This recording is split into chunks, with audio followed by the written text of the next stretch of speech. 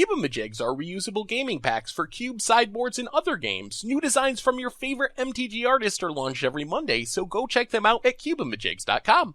Hello everyone, it's Seth, probably better known as Saffron Olive, and it's time for another Instant Deck Tech. So as you know, Thursday means it's Fishbowl Thursday here in Instant Deck Tech land, and we have a super fun looking standard deck to check out today. This is 5-color Nikya Ramp, and it was sent in by John T. So thank you so much to John T for sending in a really fun looking deck. And if you'd like your own deck considered on a future Fishbowl Thursday, leave that link in the comments, or you can email me, saffronolive@mtggoldfish.com. Anyway, let's talk 5-color Nikya Ramp, starting with the namesake card, Nikya of the Old Ways. So Nikya, it's such a sweet card. On one hand, it's incredibly powerful. On the other hand, it comes with a really meaningful drawback. So 5 mana, you get a 5/5. The drawback is you can't cast non-creature spells, which means your deck's got to be almost exclusively creatures to make Nikya really work. However, the upside is it doubles the mana that your lands produce. Whenever you tap a land for mana, you add an extra mana of the type the land produced. So you tap an island, you get 2 blue mana instead of 1 blue mana, etc, etc, etc. And that's kind of the engine of this deck, is we're looking to, first off, ramp into Nikya, and then use Nikya to cast some really big, really powerful things really early in the game. So step 1 is getting Nikya on the battlefield. For this, we have Llanowar Elves and Incubation Druid, which just get down Nikya a little bit faster, also ramps us into our other backup big finishers. And then we have our big finishers, and big finisher number 1, and probably the most powerful thing you can do with Nikya, is cast a Hydroid Crosses. So consider this: you play Nikya on turn 5 with 5 lands. On turn 6, you untap, you make your land drop. You're going to have 12 mana. That means you can cast a 10/10 Hydroid Crosses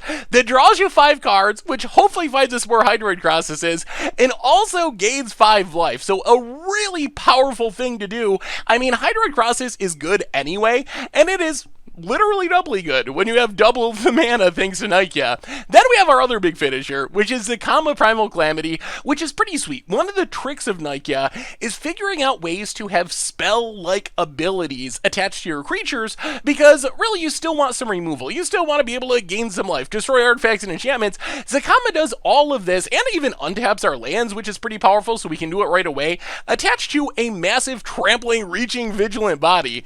Then we have a couple of more sneaky payoffs. So the other thing that Nikya is really good for is creatures with activated abilities. Take, for example, Shalai, Voice of Plenty. So Shalai, it's only 4 mana. At first glance, it doesn't look that exciting with Nikya. However, Shalai has an ability to pay 6 mana and put a +1/+1 counter on each of our creatures.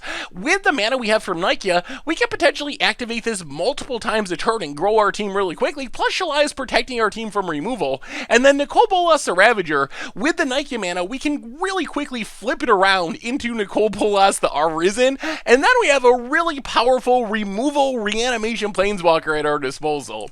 Otherwise, the backup plan of this deck, since we don't have that much removal, is we do have the Explore package. So rather than being able to kill our opponent's creatures and stay in the game that way, we're mostly trying to gain a bunch of life and stabilize to give us time to get down our big, hopefully unbeatable threats like Zakama and Hydroid Crosses and whatnot. So Wildgrowth Walker gains us life as we are exploring through our deck with Merfolk, Branchwalker, Jadelight Ranger. Then we have a copy of Lyra Dawnbringer.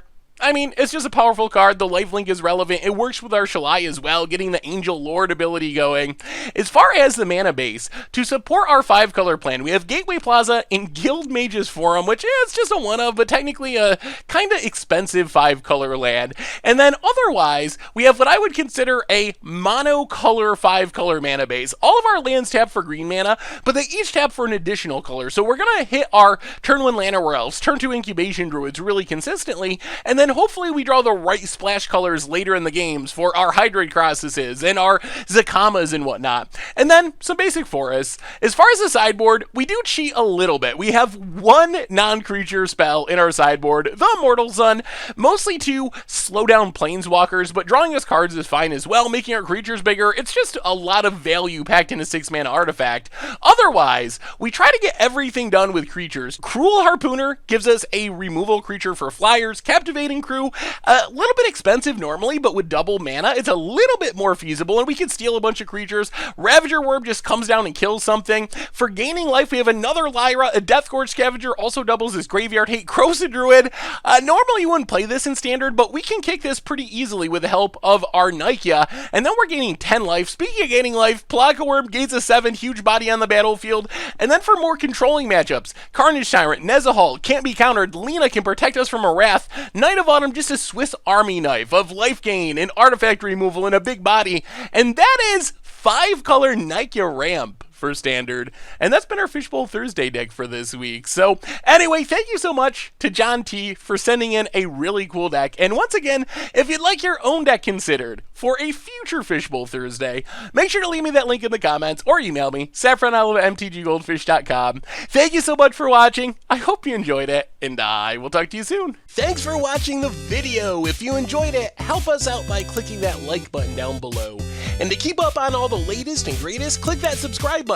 And don't forget to hit that bell icon to get alerts whenever we have new videos. And if you want to, check out some of our other sweet videos here and here.